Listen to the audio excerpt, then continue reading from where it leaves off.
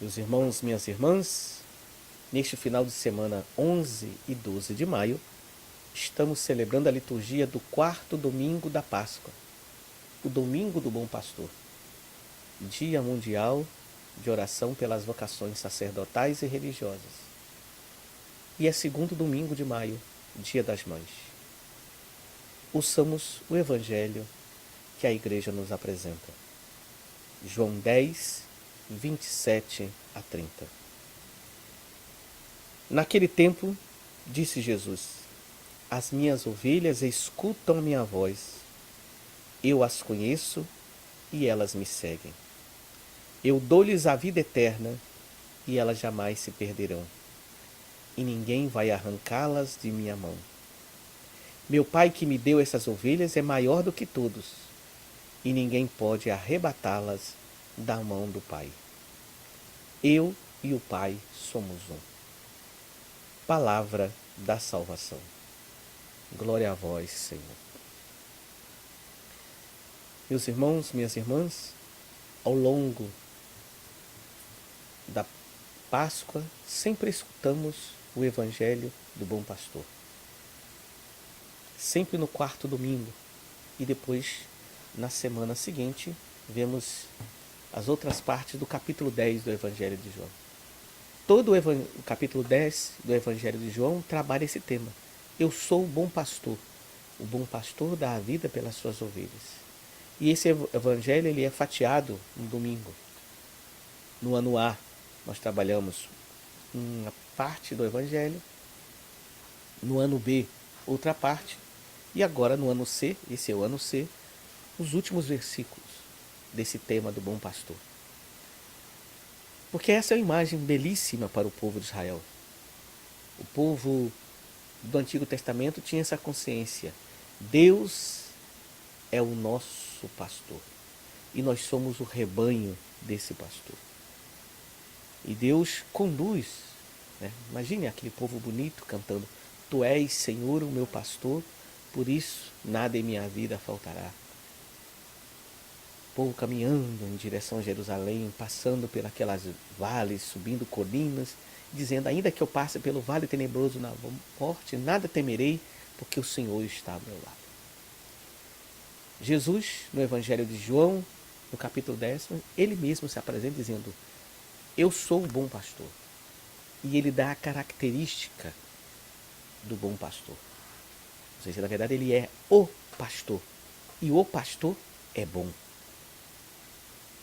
E ele diz: a característica de um pastor verdadeiro, de um bom pastor, é que ele dá a vida pelas suas ovelhas. Diferente, o oposto do pastor é o mercenário. O mercenário é aquele que vive às custas das ovelhas. Ele quer as ovelhas para aquilo que as ovelhas podem lhe dar em troca. Enquanto que o pastor não. O pastor ele cuida das ovelhas. E se uma ovelha está em perigo, ele vai ao seu encontro para salvá-la, colocando sua vida em risco. Quando nós olhamos para Cristo na cruz, nós vemos até onde o bom pastor de nossas vidas foi. Ele desceu à mansão dos mortos, desceu à miséria das ovelhas e morreu como uma ovelha, para que todo o rebanho possa ressuscitar no pastor, como o pastor ressuscitou. Então, nos versículos que nós ouvimos agora diz: as minhas ovelhas escutam a minha voz, eu as conheço e elas me seguem. Somos capazes de escutar a voz do Senhor? Papa Francisco sempre nos chama a atenção para um tema importante, que é o tema do discernimento. É ser capaz de ouvir a voz de Deus no mundo. E Deus fala através dos sinais dos tempos. A história, a humanidade está grávida de tantos sinais de Deus, de tantas falas de Deus. Mas é preciso que a gente tenha a capacidade de discernir o que é voz de Deus daquilo que não é voz de Deus. E o problema é que muitas vezes a gente já criou uma caixa fechada onde a gente já tem respostas prontas. E por isso a gente não escuta aquilo que o pastor nos fala. Assim como o povo de Israel. Já sabia tudo sobre Deus. Por isso não mais ouvia a Deus. Esse é um perigo nosso, se nós colocarmos a doutrina anterior à nossa experiência. A doutrina é importantíssima. Ela traz toda a experiência da igreja. Mas não adianta eu trazer toda a doutrina se eu não tenho a experiência do Senhor. Eu fico repetindo doutrina e até manipulando doutrina para justificar o que eu quero. E não ouvir o que o Senhor nos pede. E quantas vezes Deus nos surpreende, nos levando para onde a gente não quer ir. É próprio de Deus pedir aquilo que nos custa. Porque aquilo que nos custa é onde está o nosso coração. E se o nosso coração está ali, não está em Deus. Ali se torna o pastor da nossa vida e não Deus. Então é preciso conhecer a voz. E tem coisas que são próprias de Deus. Deus sempre vai falar a partir daquele que está mais vulnerável, daquele que está mais sofrendo, daquele que está excluído. É próprio de Deus, porque Deus sempre falou assim. Assim Deus se manifestou em Jesus de Nazaré. A partir da nossa miséria, da nossa pequenez, da nossa cruz, já perceber a ressurreição. E diz ele: as minhas ovelhas escutam a minha voz, mas eu as conheço. Deus nos conhece. Deus sabe quem nós somos. Não precisamos criar máscara diante de Deus. Não precisamos apresentar diante de Deus uma realidade de que nós não somos. Gosto muito de uma frase de Santo Afonso Maria de Ligório, quando ele diz: Deus me ama do jeito que eu sou, para que eu venha a ser do jeito que Ele me quer. O seu amor por mim não é porque eu sou bom, é porque Ele é bom, que Ele me ama do jeito que eu sou. E a descoberta deste amor de Deus, gratuito, que nos amou primeiro, é que fará a transformação na minha vida, para que um dia eu possa ser do jeito que Ele me quer, amar do jeito que Ele me amou. E aquele que conhece a voz do pastor, o segue. Talvez essa seja uma das imagens mais bonitas para explicar a nossa experiência com Deus, a experiência de seguimento. É Ele que vai à frente. Ele é o mestre, nós somos os discípulos. Ele é o pastor, nós somos o rebanho. E ele volta àquele tema do bom pastor que dá a vida. Eu dou-lhes a vida eterna e elas jamais se perderão. A cruz foi expressão disso. Ele deu a vida eterna para todos nós. E aqueles que forem capazes de ouvir a sua voz, de permanecer nele, de acolher, jamais se perderão, porque Ele é a salvação. Ele é a vida. E ninguém vai arrancá-la de minhas mãos. Por isso São Paulo vai dizer que nada pode nos separar do amor de Cristo. Da parte de Cristo, Deus permanece sempre fiel ao seu amor, mesmo que nós sejamos infiéis. Se alguém vai nos afastar de Cristo, somos nós mesmos. Pelas opções erradas, pelos discernimentos equivocados, pelos ídolos que vamos criando no nosso caminho. Meu Pai, que me deu essas ovelhas, é maior do que todos. Nós somos ovelhas do Pai. Nós fomos gerados no coração de Deus. Na origem da nossa vida está a graça de Deus. Fomos gerados por amor e agora no Filho, que se fez nosso irmão, nós nos tornamos filhos no Filho, irmãos no Senhor. Então ninguém pode tirar das mãos do Pai. Nós somos do Pai, nós somos do Filho. Somos nós que colocamos obstáculos no relacionamento com Deus. Da parte de Deus, Deus está sempre de porta aberta para nos acolher. Agora essa porta, muitas vezes como a porta do redil, é uma porta estreita. É preciso passar pela porta de Jesus. E não pelo caminho do mercenário, pelo caminho do salteador. Por isso, sermos de Jesus é sermos do Pai. Nos reconhecermos filhos de Deus nos reconhecermos como irmãos de toda a humanidade. Por isso, irmãos e irmãs, nesse domingo do Bom Pastor, a igreja sempre reza pelas vocações sacerdotais, pedindo que o Senhor da Messe envie pastores para a sua messe.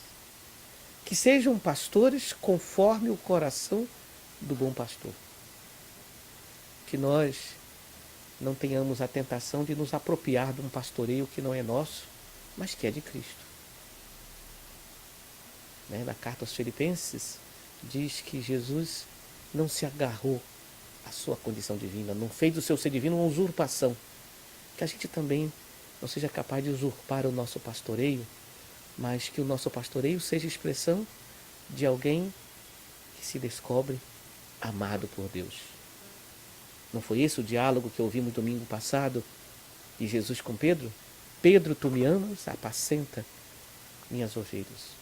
O pastoreio de Pedro é consequência do amor de Pedro a Deus e automaticamente aos irmãos, porque cada irmão é sacramento da presença de Deus. Hoje, no nosso país, nós celebramos o Dia das Mães. É uma outra imagem para nós falarmos também do pastor. Em Isaías, Deus dirá: poderia uma mãe de seu filho se esquecer? O pastoreio de Deus, Deus cuida de nós como uma mãe boa cuida de seus filhos. É capaz de gerar, é capaz de cuidar para a vida, é capaz de respeitar a liberdade e é capaz de dar a vida. Então, essa imagem do bom pastor se aproxima muito da imagem da boa mãe, que cuida.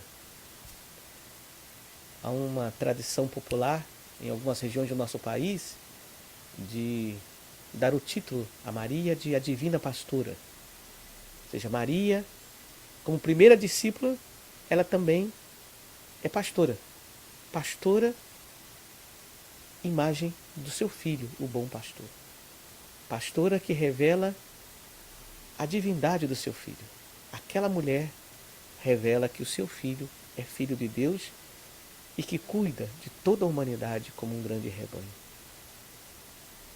Por isso, hoje, no Dia das Mães, peçamos a Maria, a Divina Pastora, que possa também ensinar as nossas mães, a serem pastoras conforme o coração de nosso Deus.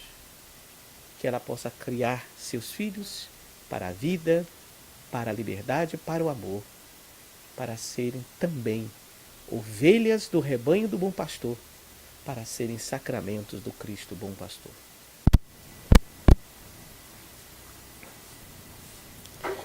Meus irmãos, minhas irmãs, continuando a reflexão sobre a campanha da fraternidade, que, como eu tenho dito, não acabou no domingo de Ramos, mas é para ser vivida ao longo da nossa vida. E o tema da campanha da fraternidade este ano é Fraternidades e Políticas Públicas, inspirado no profeta Isaías: serás libertado pelo direito e pela justiça. Vejamos o agir. Fé e política é possível conciliar. O primeiro passo para a vivência do agir nesta campanha da fraternidade consiste em superar as dualidades sociais e existenciais que interferem ou comprometem nossas ações e comportamentos cotidianos em relação à fé e à política. Quando afirmamos que o direito e a justiça são condições necessárias para a liberdade, Isaías 1, 27, reconhecemos que a prática da fé também é um exercício político. De forma que fraternidade e políticas públicas fazem parte da vocação humana e devem nortear as ações dos homens e mulheres que defendem a dignidade humana. É estando atentos ao Evangelho e fazendo dele o caminho para uma espiritualidade integral que eliminaremos a divisão entre fé e vida. O reino de Deus é graça, é dom. Ele vem. Mas, ao mesmo tempo, a prática, as ações e as intervenções sociais e religiosas vivenciadas por Jesus Cristo, seus discípulos, mártires e santos de nossos dias, não nos deixam dúvida de que ela precisa ser testemunhada, atualizada e construída nas circunstâncias concretas da história. Ser indiferentes ao sofrimento de tantos irmãos e irmãs nossos que padecem abandono e exclusão é não reconhecer no pobre e no indigente a presença de Jesus, servo sofredor. No primeiro mecanismo de participação como cidadãos do mundo e do Evangelho, nosso primeiro mecanismo de participação como cidadãos do mundo e do Evangelho deve ser cuidar da obra de Deus como verdadeiros colaboradores seus. Caminhar com Jesus significa praticar e viver o amor, principalmente entre os mais empobrecidos e vulneráveis. Nesse sentido, a campanha da fraternidade nos ajuda a fazer este caminho com Jesus. Nos convoca à conversão, nos compromete com os irmãos e irmãs doentes, pobres e excluídos. A Igreja do Brasil reafirma sua solidariedade com os mais pobres, com os movimentos sociais e manifesta pleno descontentamento com a dura realidade que atravessa o povo brasileiro, marcada pelo desemprego, pela desilusão e pela violência. Assim, unimos-nos a todas as organizações que lutam pela defesa dos direitos da população e por políticas públicas inclusivas. Manifestamos também nossa preocupação, nossa indignação e nosso repúdio a qualquer possível cenário de retrocesso no campo dos direitos e conquistas sociais do Brasil. Quais são as pistas de ação para vivenciarmos a campanha da fraternidade? Participação.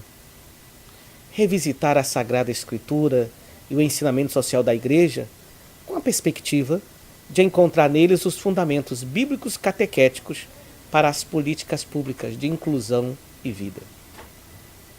Divulgar e buscar renovar nossas pastorais sociais, priorizando o cuidado com as pessoas em situação de marginalização, exclusão e injustiça. Estimular o uso de serviços públicos de forma consciente, respeitando os servidores públicos e otimizando os recursos existentes. Promover seminários, debates, rodas de conversa sobre os problemas que atingem nossas ruas, nosso bairro, nossa cidade, nosso estado e nosso país. Estimular a participação de pessoas idôneas e de caminhada ilibada em instâncias que busquem um bem comum e o pleno exercício da cidadania. Convidar os vereadores e prefeitos para que escutem as necessidades reais dos cidadãos antes de elaborarem projetos pessoais. Conhecer melhor o que é e como funciona o orçamento democrático. Estimular a participação dos cristãos leigos e leigas na política partidária, rompendo com o preconceito de que a política é coisa suja e por isso somente quem é sujo é que nela se mete. Participar dos conselhos paritários de políticas públicas, nos movimentos sociais e nos conselhos de escola. Cidadania. Criar e participar das escolas de fé e política em nossas paróquias e dioceses. Participar de forma efetiva dos conselhos de saúde, educação e segurança pública. Reivindicar atendimento humanizado, acolhedor, de qualidade e digno a todo cidadão em qualquer estabelecimento público. Fazer parcerias com Defensoria Pública, Ministério Público, PROCON e fóruns de justiça para acompanhar e denunciar situações de irregularidades na condução da coisa pública. bem comum. Conhecer e divulgar os serviços que a sua paróquia e diocese fazem em solidariedade aos mais necessitados e que buscam superar a injustiça. Fazer despertar em cada um que o mais importante não é apenas o bem-estar individual, mas também o familiar e o de todos. Incentivar para que as ações no campo da saúde, educação, desenvolvimento social, emprego e renda beneficiem não somente a uma pessoa ou um grupo restrito, mas a todos. Celebrando este ano os 25 anos da campanha da Fraternidade sobre a Família, onde o tema era A Família Como Vai, possamos também refletir nas famílias sobre o que edifica uma sociedade justa e solidária e como encontrar formas de protegê-la. O Papa Francisco propôs a toda a Igreja um Dia Mundial dos Pobres, penúltimo domingo do ano litúrgico, para que todos nós celebremos esse dia com sinais concretos de justiça e de caridade. Assim, a campanha da fraternidade que perpassou toda a quaresma vai se tornando também sinal de ressurreição na nossa vida, na nossa sociedade. Meus irmãos, minhas irmãs, nesse sábado, dia 11 de maio, às 19 horas, presidirei a Eucaristia na Paróquia da Imaculada Conceição, em Currais Novos, crisma de vários jovens. Domingo, 12 de maio, Dia das Mães, Domingo do Bom Pastor, às 8h30 presidirei a Eucaristia no Santuário do Rosário e às 19 horas presidirei a Eucaristia em Carnaúba dos Dantas, Crisma, celebração da Crisma. Segunda-feira, 13 de maio, Nossa Senhora de Fátima, estarei participando da procissão e da missa de encerramento da festa Nossa Senhora de Fátima na paróquia aqui em Caicó. Quarta-feira, dia 15 de maio, estarei pregando na novena de Nossa Senhora de Fátima na comunidade Timbaúba, em Ouro Branco. E quinta-feira, dia 16 de maio, estarei crismando na paróquia de São João do Sabugi. Essa é a minha programação litúrgica para esta semana. Queremos terminar esse programa lembrando dos aniversariantes da nossa semana. Dia 13, aniversário de ordenação de Padre Givanildo Medeiros de Araújo, pároco de Serra Negra, e de Padre Rivaldo Pereira Dantas, pároco de Ouro Branco. E dia 19, aniversário natalício do diácono Elimário Moreira Pereira, da paróquia de Jucurutu. Nesse domingo do Bom Pastor, Dia Mundial de Oração pelas Vocações Sacerdotais e Religiosas, Dia das Mães, vamos concluir o programa com a oração própria desse quarto domingo da Páscoa. Deus eterno e todo-poderoso, conduzi-nos à comunhão das alegrias celestes, para que o rebanho possa atingir, apesar de sua fraqueza, a fortaleza do pastor. Por nosso Senhor Jesus Cristo, vosso Filho, nosso irmão, na unidade do Espírito Santo. Amém. O Senhor esteja sempre convosco, Ele está no meio de nós. Nesse domingo do Bom Pastor, desça sobre todas as mães e sobre todos vós a bênção do Bom Pastor de nossas vidas. Ele que é Pai, Filho e Espírito Santo. Amém. Um bom final de semana para todos e todas. Parabéns a todas as mães. Fiquemos em paz e que a alegria do ressuscitado seja a nossa força.